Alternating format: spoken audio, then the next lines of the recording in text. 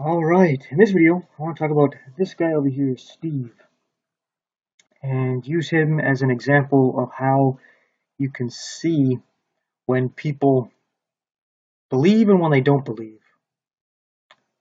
This is just an example. It's not always the case, but with a lot of people, they can relate to Steve in some way, or they know people like Steve, and I'll explain. Steve was traumatized as a child, and it could be a trauma that we just think is just a whatever thing, but it was something that really hurt Steve. And it made it where he didn't trust anybody and he didn't want to get hurt or fooled again. And he never forgave and he was bitter. And this could be something as simple as, like I said, something that we just think of whatever. And that is being, let's say, lied to about Santa being real, right? And then Steve found out that his parents lied to him. Let's say he's really excited about this Santa guy, and then he finds out when he's like 8 that Santa's not real at school, and everybody laughed at him. And he felt like a fool, and he talked to his parents, and his parents admitted the truth, and he was like, "Why did you lie to me?" And we think, yeah, that's whatever, that's not a big deal. But it was a big deal to Steve. It really was. And he's upset about it. He doesn't trust anybody now. It really scarred him. And he doesn't forgive it, right? He doesn't forgive his parents because he got really embarrassed because of their lie and he believed it. It really embarrassed him at school when everybody was laughing at him. So he's upset about that, real upset about it. You can make it something more serious if you like. He was either physically or emotionally abused. So he was either, neglected, beat up on with words or with, a belt or something. Or he was, you know, something a little more disturbing happened to him. And he's put up those same walls. He doesn't trust. He doesn't want to be hurt or fooled again. And he's very bitter about it. So he goes down this bottom path here. That's why I have two paths here. What you want is you want to get on this path going this way. Because this is where you actually heal. But we'll come back to that. He actually is going down this path here.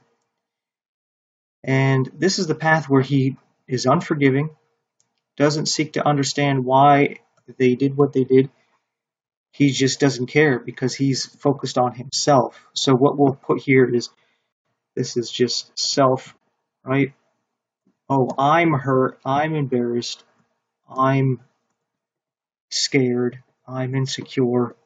He's focused on me, all the stuff you did to me, right? Me is very important. Not that you're not important, but they like overemphasize how important they are. Like, how could you do this to me? Look at what happened to me. Not thinking about, well, why did his parents do that? What happened to them that they would do such a thing? Or whoever it was that abused him. He doesn't think that other people have gone through other things that are much worse, right? Oh, yeah, you thought Santa Claus was real and everybody laughed at you. Well, what about the people who were dealing with alcoholic parents or meth head parents or parents that don't even care about them or try to use them in some kind of selling them for prostitution to make some money to get their drugs or something, right?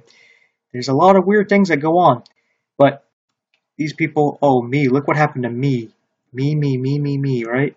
And it's like, yes, these things happen to you and it shouldn't have, but we all are going through different things, some worse than others, and what we got to do is we got to know that, yeah, these things happen and they hurt and they suck, but Why did our parents do it? Is it because they're just evil and they don't care about us? Some of the times, I guess so. But when it comes to something like the Santa Claus thing, it's something that they just grew up with and they don't think anything of it. And when these people who do this, it's this, actually, believe it or not, it's quite similar. Like the people who are drunks and don't care that their children are around, and they're very like abusive verbally and physically, it's because they grew up in that same environment. So they see it as normal. They don't see anything wrong with it, right? They're very much the same. They don't see anything wrong with doing either one of these things here because they grew up in it. So you're getting upset about this, not understanding why they are the way they are, right? The whole thing about the abused will abuse. The hurt will hurt. As in, those who have been abused will abuse others, and those who have been hurt will hurt others. Because these things here, abuse and trauma, it causes trauma, and it needs to heal. Like when you get a cut, there's like an infection, and then your body has to go through all this process to heal the cut, right? And that takes some time. And sometimes it leaves a scar there, right? Well, same thing when you're emotionally abused in these different ways. You have a trauma that you don't know how to deal with. And a lot of times, for you to deal with it, you repeat it to relive it so that you can go through it over and over and try to understand it. So these people who have been abused physically in some way, a lot of times they will repeat that physical abuse to better understand it just naturally. It's how your body and your emotions deal with it. You just naturally do it. And it's a way of helping you cope with it. But then you end up abusing someone else who now has that same problem now. And even if it's emotional, like you're verbally abused, these people will not know how to deal with it. And for them to deal with it, they end up just doing the same verbal abuse to somebody else to help them better understand it.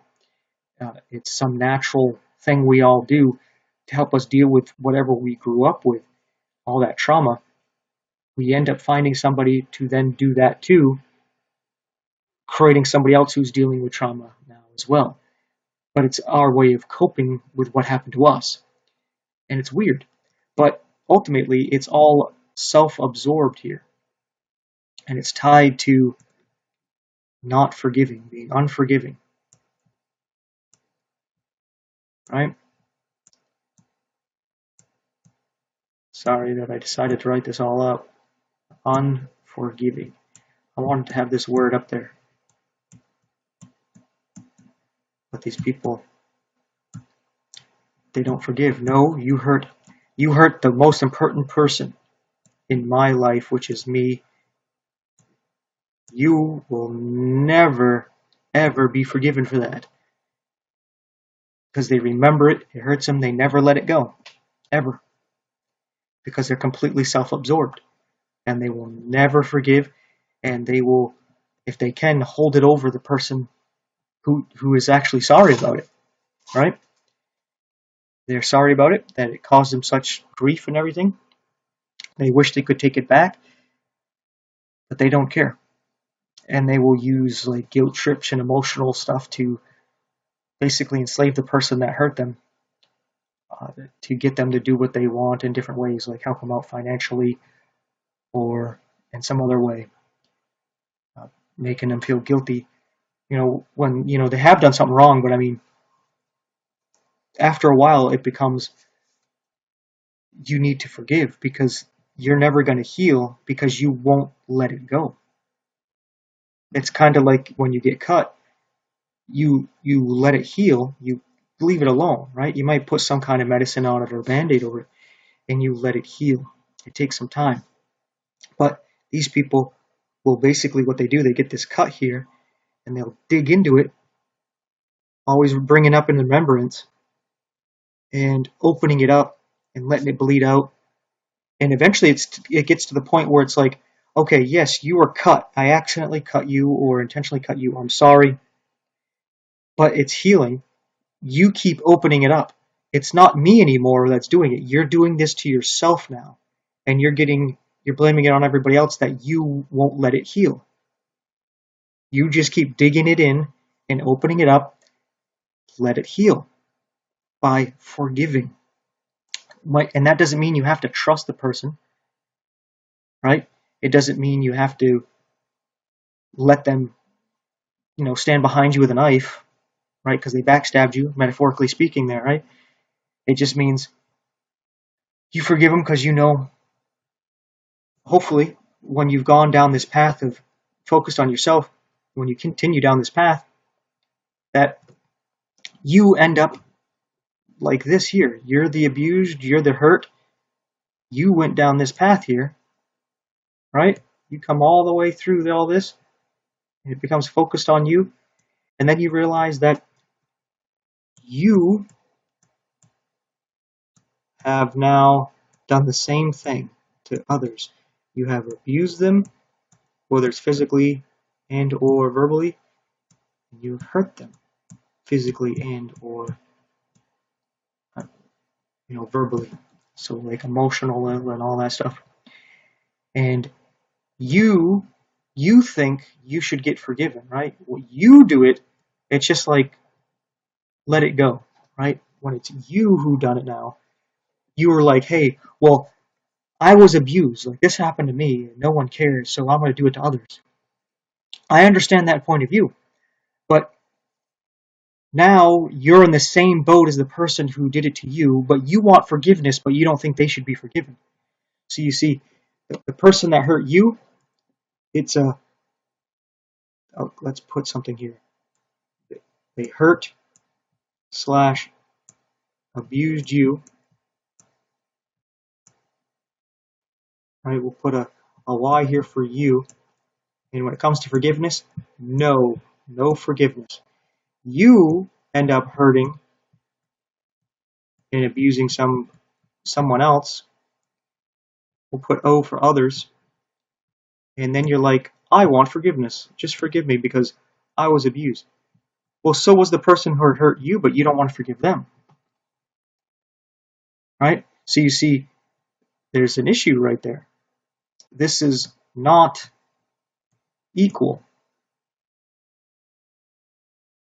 So hopefully when you go down this path, you start to realize that you're becoming a hypocrite and you're the same way and you want to be forgiven. But you see, that's where you have to come down to this path here,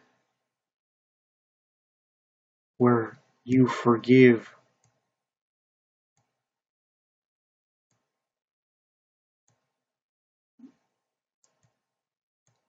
It's not always easy. It's not always fun.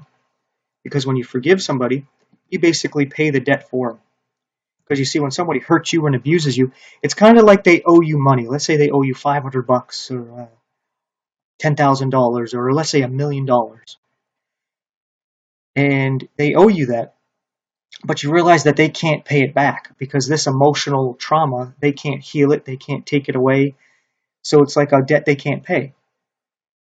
And when you forgive them, you basically pay the debt. It's like, yeah, you owe me this money you can't pay back because you can't heal my wounds. You can't take it back. It's there. Yeah, I'm scarred, but I'm just going to bear it myself. I'm going to forgive you.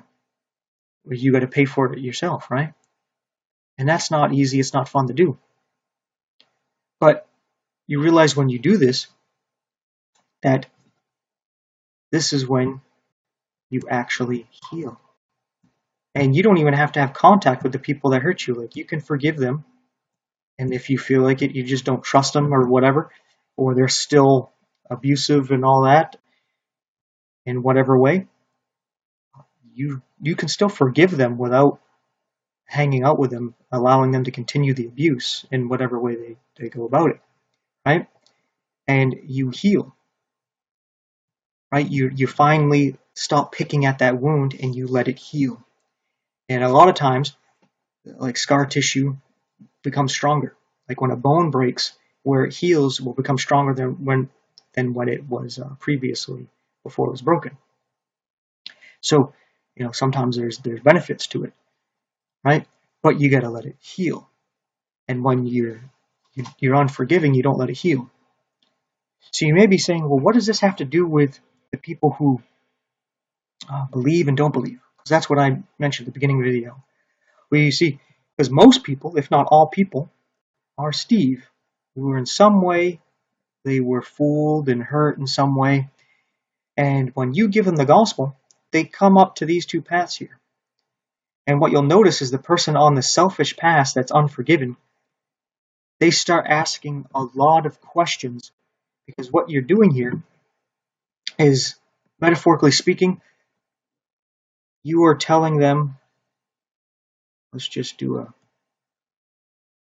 quick representation here of what is supposed to be a boat. Right? You're telling them, let's get a rudder on there and put the little thing here, let you know the front and the back and what have you. Yeah, crappy boat, but this is supposed to be a boat. So hopefully you can pretend and imagine that this is a boat. And you're telling them, hey, the gospel. You're telling them, hey, get in this boat and you're guaranteed to get to heaven as long as you get on the boat. Here's a free ticket to get on. And they're like, yeah, right? Because they don't trust anybody. They're very bitter and unforgiving. So they think you're just another con man. So they start looking at the boat. They start asking questions. And they're like, well, what about this? This doesn't look right. And then you explain it to them, and they're like, okay. Well, this rudder, and you explain to them, yeah, everything's fine here, and you let them check it out and move it around themselves, and like, okay. And they're like, well, isn't there, like, looking around everywhere? Is there leaks here? Like, yeah. And they're asking these questions and all this, and what about this? And then they'll start talking about, oops, sorry, the mouse stuck. We'll put just a B here to represent another boat. Instead of looking at this boat, they'll be like, well, what about this boat? Look at this boat. Isn't this boat just as good?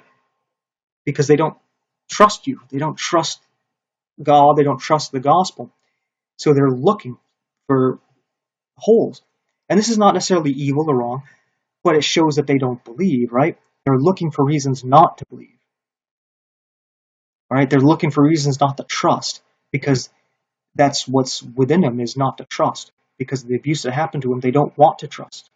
Naturally, because they fear trusting, because they associate trusting someone or something with pain and suffering. And they don't want that to happen again. So all they do is they question, well, there's sail here. There's just something wrong with that, right? Or the mast here. That's not working, right? All this stuff, right? They start getting on everything.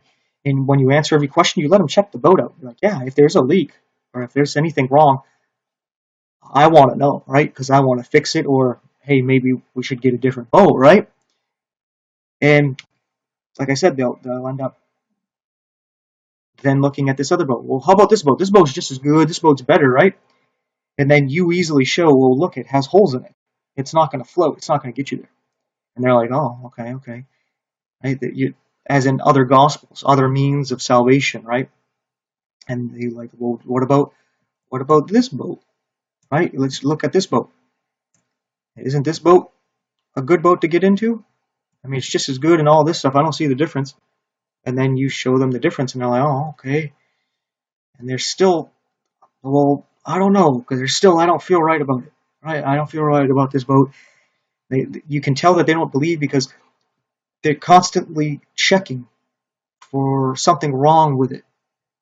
They're constantly asking these questions, not out of a curiosity, but to find like a gotcha. Like, yeah, I knew it. I felt it in my bones that this wasn't right. It wasn't going to work. I'm not getting in that boat. It's not going to make it. Right? Because they're looking for that. Because these people are hurt and they're abused and they're very bitter and unforgiving. And they're looking for any reason not to trust anything. Because again, they associate trust with actually pain and suffering. Because like, I trusted so-and-so once, and it hurt me, and it stuck with him, it traumatized him. Even with something as small as like I said, the Santa Claus thing. You see, when they actually accept the gospel, they're brought to a point where they are able to forgive and heal, you notice that this group of people here, when you present them with the boat, at least when even when they're in the process of healing, they might still be like untrusting, but they're a little bit more forgiving. They're healing a bit better. They're understanding their parents were abused or lied to, and that they're just repeating the same thing to them, and they realize that they've done the same thing. Because some of these people who are down here, they end up realizing, oh yeah, I'm not any better. If I want forgiveness, I should forgive, right? So they start to come up here and they start to forgive their parents and other people who have harmed them. And then when they receive the gospel, they start looking at the boat and they react differently. They don't go, they start asking questions, but they're not like, yeah, there's something wrong here, there's something wrong there. Hey, let's look at this boat. Let's go check out this boat over here. This boat's got to be better, right? They ask a question, the same questions even. They'll ask like, what about this right here? And when you explain it to them, they're like, wow, that's right on. And then they like, well, what about this? This doesn't look right. And then you explain it to them, and they're like, this is amazing. And they start to grasp it, and they actually start getting in the boat. Right? They actually get in the boat, and you can see that they're trusting. Right? They're starting to believe, if not already believing. And they're like, yeah, what about that? Tell me about this here, and this, and holes. And then when they see you answer these questions, they're like, wow. And then they'll actually say it themselves. They'll look all over for leaks, and they'll say, there's not a hole in the boat. And they get in, and they're good, right? They accept the ticket, and they're on the boat. And they might have questions, but it usually will be new questions, and they want to learn more about the boat, right? More about God. In this metaphor, the boat is God, like you're getting in God, right? And that's your way. You have to get in Jesus, and that's where you get to heaven. And you get a free ticket. He offers it to you at the cross, where you exchange lives with him, right?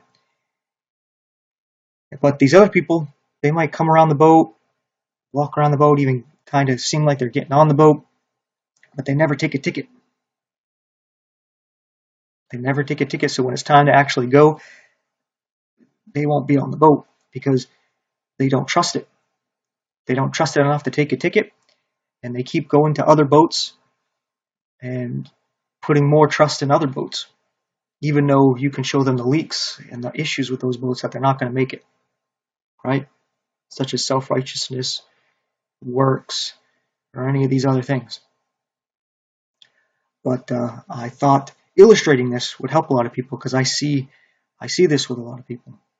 I see it with myself because we've all gone through some kind of trauma in some way, shape, or form, whether it was from our parents, siblings, aunts, uncles, or even friends. People who thought were friends backstabbed us, and there were people who have gone through some serious issues with violent crimes going on in their neighborhood or some kind of war scenario. People have gone through a lot of crazy stuff, and we can't just ignore those little things where people are like, well, yeah, I was lied to. Even with something like as simple as lying to about the Easter Bunny and Santa Claus and the Tooth Fairy, because sometimes these children really believe it, and they get excited about, like, yeah, the Tooth Fairy's going to give me money, and the Santa Claus with these presents. They write letters to them, and like they're praying to them, right? They think this Santa Claus really cares about me, right? Then you tell them it doesn't even exist. It hurts them, right? Especially if it happens in a way where they find out in front of all their friends and they're laughed at and stuff. It can be damaging. Not to pick on people who teach their children about Santa Claus, but just using that as an example. Parents can lie about other things like, you better behave or there's a certain monster is going to come get you or something. I don't know. The government's going to come get you and arrest you or something, right? Like, when they find out you lie, then they don't trust you, and they start to doubt things, and they become very skeptical. even of the truth. 2 plus 2 is 4. Yeah, right. Yeah, uh-huh. Uh-huh. I don't know about that one. Right? They get very skeptical of everything. And you can't blame them, especially in this world full of lies and deception and everybody being self-absorbed. A lot of people down this path here, right? And these people who go down this path are very self-absorbed, and they're hurt and they're unforgiving. And what do these people do? They want to bring people with them. What's that phrase there? Is misery loves company. So they try to get other people to be like them. Hey, God did this in your life. Oh, your parents did that to you. You should forgive them, and that's not right. And you should fight against that. And try to get them to follow them in their self-destructive, self-absorbed path of unforgiveness, so that they just keep ripping open wounds and not healing. Kind of like we read in the scriptures. I'll wrap it up with this point here, where these people are devil-possessed, and they're hurting themselves, like cutting themselves and stuff, right? And we see that physically, they're cutting themselves open, not letting themselves heal. That the devil is getting them to harm themselves. Well, it's the same thing here. It's like there's a devil talking to them, right?